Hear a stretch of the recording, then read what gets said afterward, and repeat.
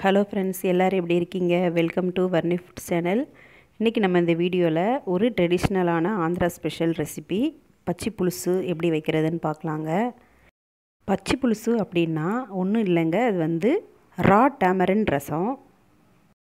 நம்ம இதில் யூஸ் பண்ணுற இன்க்ரீடியன்ட்ஸ் எல்லாமே அப்படியே பச்சையாகவே யூஸ் பண்ணுறது. இது வந்து நம்ம சமைக்க தேவையில்லை.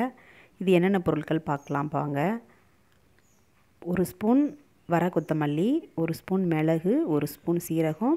நான் வந்து 3 பெரிய மிளகாய் எடுத்திருக்கேன். உங்கள் காரத்துக்கு தகுந்தாப்பில் நீங்கள் எடுத்துக்கோங்க. 10 சின்ன வெங்காயம். நான் வந்து சின்ன வெங்காயம் தான் மேக்ஸிமம் யூஸ் பண்ணுவேன், அதனால் எடுத்திருக்கேன். நீங்கள் பல்லாரி இருந்தால் பல்லாரி கூட எடுத்துக்கலாம். ஒரு பெரிய பல்லாரி எடுத்துக்கோங்க. 2 பூண்டுப்பல், ஒரு பெரிய லெமன் சைஸ் அளவு புளி எடுத்திருக்கேங்க. கொஞ்சம் இந்த பச்சி புலுசுக்கு வந்து புளி தூக்கலாக இருந்தால் நல்லாயிருக்கும். ஃபஸ்ட்டு வந்து நம்ம இந்த புளியை வந்து ஃபஸ்ட்டு கொஞ்சமாக தண்ணி சேர்த்து ஊற வச்சுக்கலாம். அடுத்ததாக ஒரு அகலமான பவுலில் 1/2 லிட்டர் தண்ணி சேர்த்துருக்கேங்க. சேர்த்துட்டு அதில் வந்து கல் உப்பு சேர்த்துருக்கேன். மேக்ஸிமம் நீங்கள் கல் உப்பே பயன்படுத்துங்க, கல் உப்பு தான் நல்லது. கொஞ்சம் அகலமான பாத்திரம் எடுத்தால் தான் நம்ம கைகளால் பிசைகிறப்ப நமக்கு ஃப்ரீயாக இருக்கும். இப்போ பாருங்கள், புளி நல்லா ஊறிடுச்சு. இப்போ நல்லா புளியை பிசைஞ்சு விட்டுட்டு அந்த ஜூஸ் எடுத்துக்கலாம்.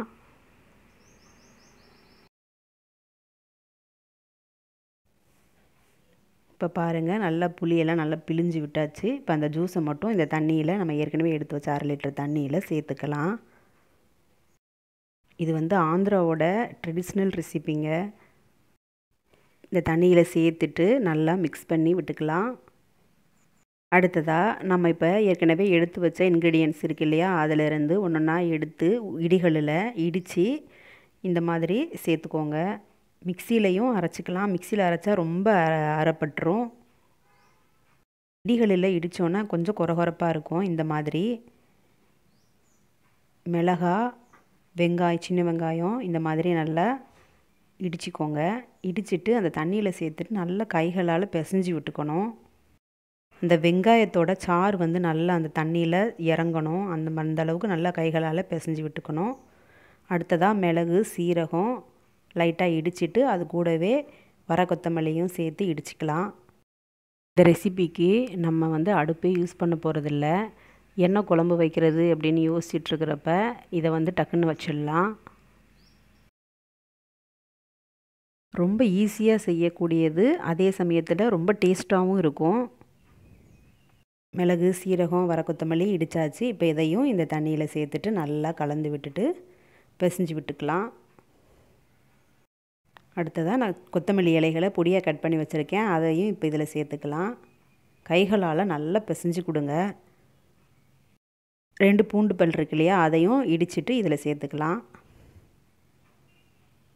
இந்த ரெசிபி எப்படி இருக்குன்னா, நல்லா காரசாரமாக புளிப்போடு சேர்த்து நல்லா சூப்பராக இருக்கும். சுடுசாதத்துலேயும் சாப்பிட்றதுக்கு அவ்வளோ டேஸ்ட்டாக இருக்கும்.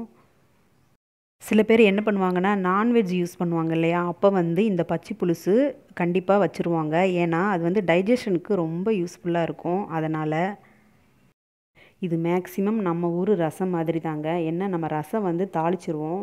இதுக்கு வந்து தாளிக்க தேவையில்லை, அப்படியே பச்சையாக நம்ம அப்படியே எடுத்துக்கலாம்.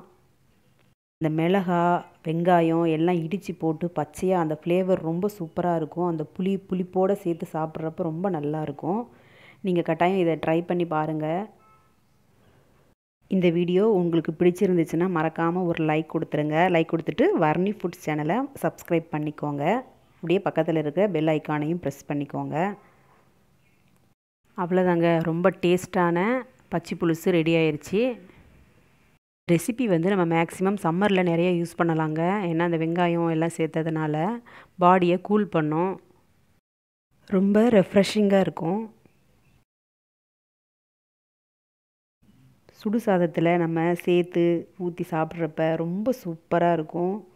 நீங்கள் ட்ரை பண்ணி பாருங்கள். அடுத்து வேறு வீடியோவில் சந்திக்கலாம். நன்றி, வணக்கம்.